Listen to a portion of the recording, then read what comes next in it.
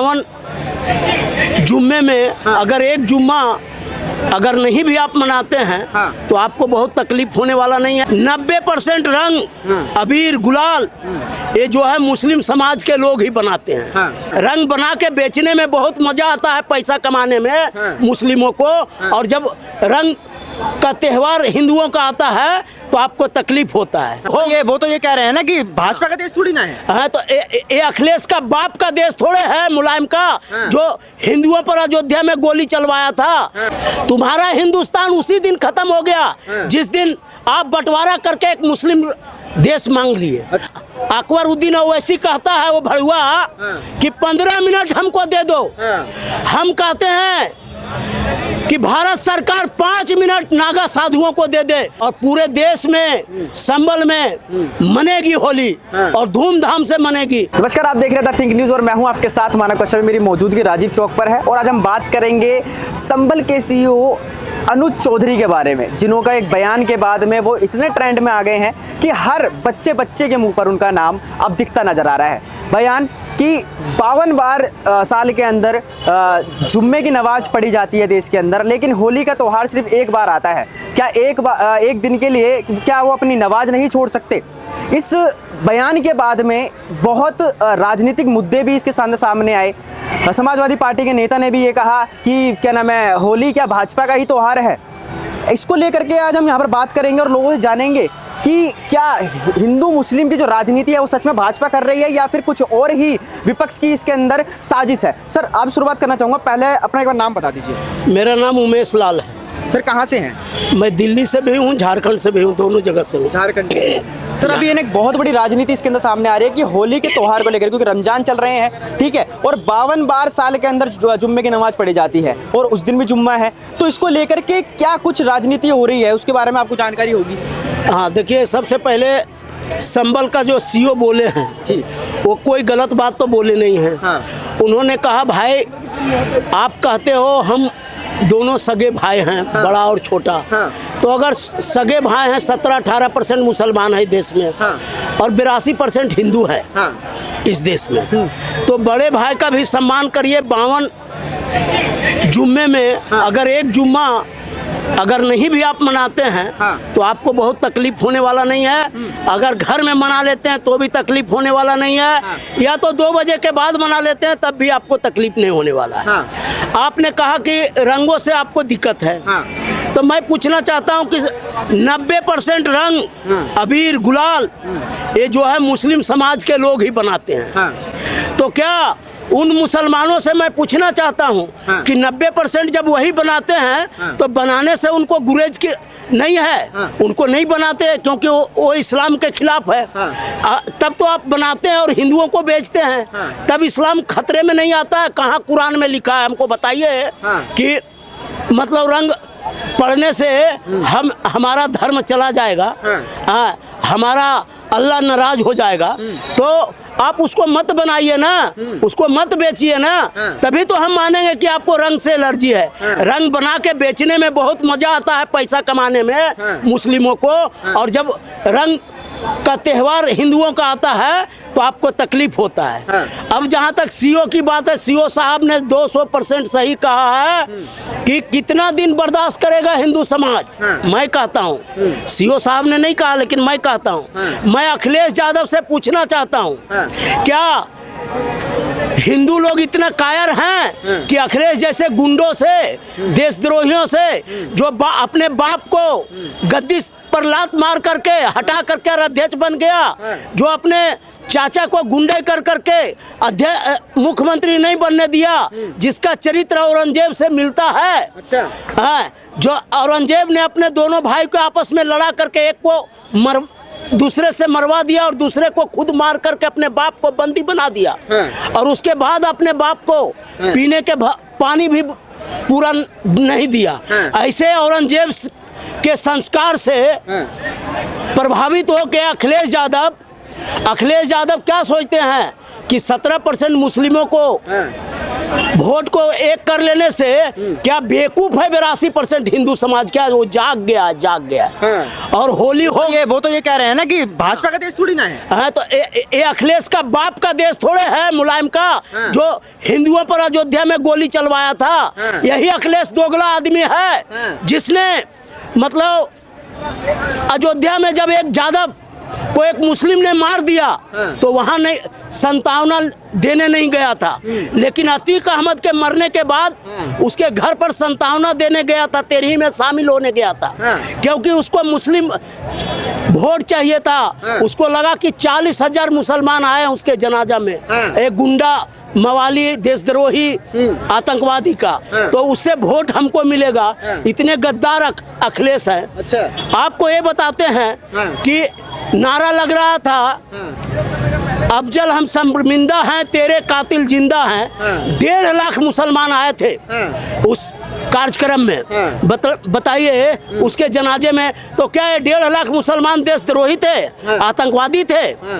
हैं वो लोग हैं जो इस तरह का बात करते हैं। आपको एक बात मैं पूछना चाहता हूँ, अभी नूह में मध्य प्रदेश के जो हुआ है, मतलब चैंपियन ट्रॉफी जीतने के बाद मतलब हम लोग जुलूस भी नहीं निकाल सकते, तो आप वहाँ मस्जिद के सामने जाने के बाद जुलूस को आप पत्थर मार रहे हैं, आप उनके गाड़ियों को जला रहे हैं, उनको घरों को जला रहे हैं, तो आप बर्दाश्त नहीं होगा। ये अखिलेश यादव का न तो बपौती है और न तो अकबरुद्दीन ओवैसी और न तो ओवैसी का बड़े ओवैसी का बपौती है। अच्छा। अब हम लोग बर्दाश्त करने वाले नहीं हैं। अखिलेश बहुत प्रेम से हम लोग कहने चाहते हैं, आग्रह करके मुस्लिम भाइयों से कि आप अगर छोटा भाई बनते हैं कि 17% हम हैं, 82% आप हैं, तो हमको प्रेम से रखिए। अच्छा। प्रेम से रहने दीजिए और नहीं तो उसका परिणाम आप भुगतने के लिए तैयार रहिए। अच्छा,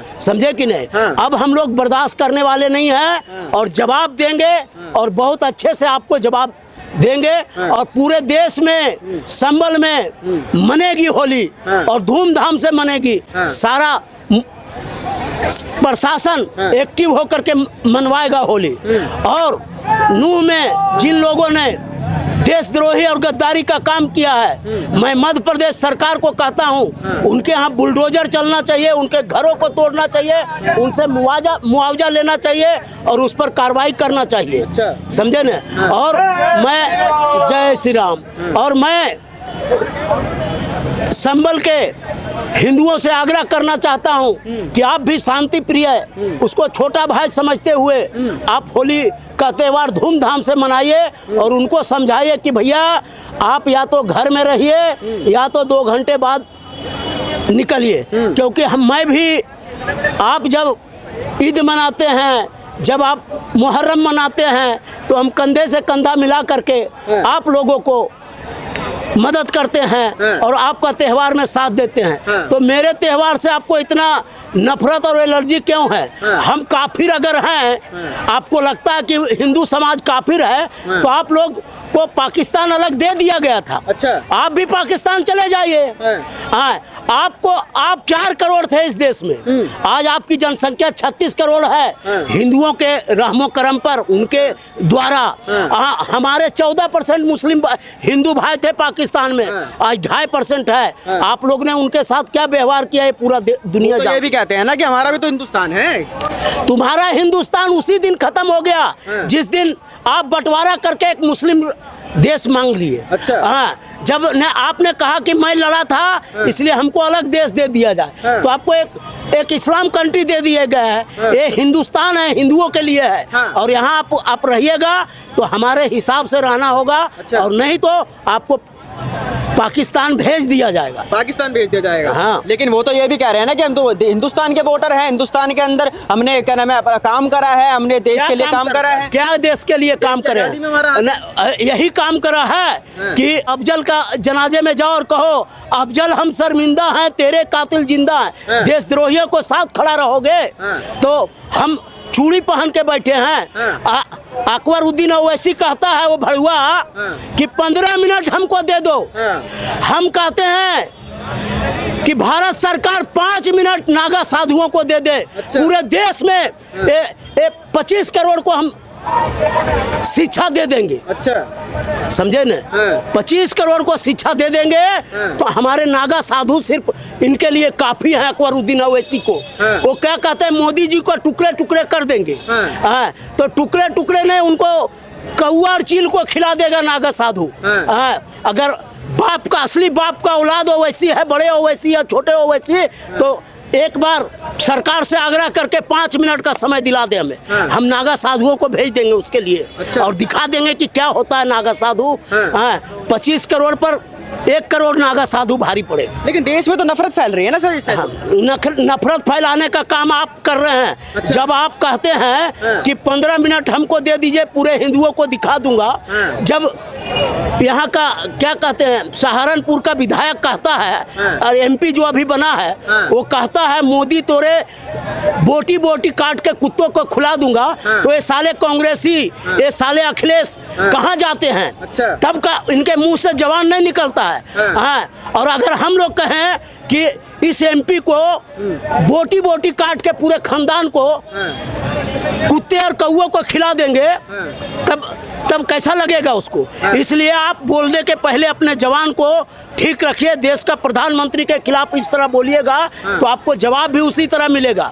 और आप ये ख्वाब मत देखें अखिलेश यादव, 2027 नहीं 2047 तक उसका मरा बाप आ जाएगा मुलायम सिंह यादव, तब भी यूपी में सरकार नहीं बनेगा उसका, और उसको जवाब मिलेगा जनता द्वारा। अच्छा, लेकिन वो तो ये कह रहा है ना भाजपा हिंदू मुस्लिम कराती थी, इसमें नफरत फैला रही है। भाजपा हिंदू मुस्लिम करा रही कि अखिलेश यादव हिंदू मुस्लिम करा रहे हैं? एक यादव हिंदू मरता है तो उसके यहाँ नहीं जाते हैं, और एक अतीक अहमद के यहाँ आप जाते हैं। इसलिए जाते हैं कि उसको 18% मुस्लिम वोट चाहिए, ज़्यादा वोट नहीं देगा क्योंकि हिंदू जाग चुका है। इसलिए अखिलेश यादव डरे हुए हैं और अखिलेश यादव का गुंडे खत्म हो रहा है। अखिलेश यादव जान रहे हैं कि बहुत जल्दी हम भी जेल जाने वाले हैं। तो इसलिए अखिलेश यादव ये सब कर रहे हैं। और यादव समूह ये जाग गया है, वो सोच रहे हैं कि 12% यादव मेरे साथ है, वो उसकी गलतफहमी है। एक बार आपने हिंदुओं को संविधान के नाम पर, जाति के नाम पर बरगला लिया लोकसभा में, दोबारा ऐसा नहीं होगा। और अखिलेश यादव अगर मर्द के औलाद है, कहते हैं कि हम में बहुत हिम्मत है, जनता में हम बहुत हैं, तो वो 37 सीट को रिजाइन करावे और फिर से चुनाव लड़ के देखे। 7 सीट अगर आ जाए तो वो अपने बाप का औलाद कहला जाएंगे। अच्छा, हाँ, समझे ना? और क्या पूछना चाहते हैं? लेकिन अभी क्या नाम है, विपक्षी भी कह रहे हैं ना कि मथुरा के अंदर मुसलमानों की एंट्री बैन कर दी, महाकुंभ में एंट्री बैन कर दी। अब ये भाजपा सिर्फ नफरत फैला रही है, ठीक है, फूट डालने की कोशिश कर रही है। नहीं, भाजपा नफरत नहीं फैला रही है। अच्छा, आप जो है खाने में थूक देंगे। आप अपने दुकान में बोर्ड लगा के रखिए कि हम मुसलमान का दुकान है। हमको पसंद होगा तो आपका खाना खाएंगे, नहीं पसंद होगा नहीं खाएंगे। आप प्रसाद में हमारे थूक रहे हैं, ऐसा वीडियो 50 आया है। आप थूक रहे हैं फूल माला में, तो वैसे लोगों का किया हुआ फूल माला हम कैसे लेंगे? हो सकता है हमारे होली में आप हुड़दंग मचावे, आतंकवादी घटना करें। तो इसलिए आपको कहा जाता है कि आप हमारे त्योहारों से दूर रहिए। अच्छा, आप कहते हैं कि मुसलमानों को ये करने नहीं देते हो, बिजनेस नहीं करने देते हो। तो मुसलमानों का फतवा आया है कि ईद के महीने में कोई हिंदू से कोई सामान मत खरीदे। मैं कहता हूँ आप हमारे सामान मत खरीदो हमसे, लेकिन आपका सामान में हम नहीं खरीदेंगे। दूसरा, अगर आप चाहते हो कि हमको प्रसाद और फूल माला हम बेचें, गुलाल हम बेचें, तो आप भी हमको मक्का मदीना में प्रसाद बेचने और फूल माला बेचने का इजाज़त दे दो, तभी हम मानेंगे तुम हमारा भाई हो। अगर तुम नहीं देते हो तो हम भी नहीं देंगे।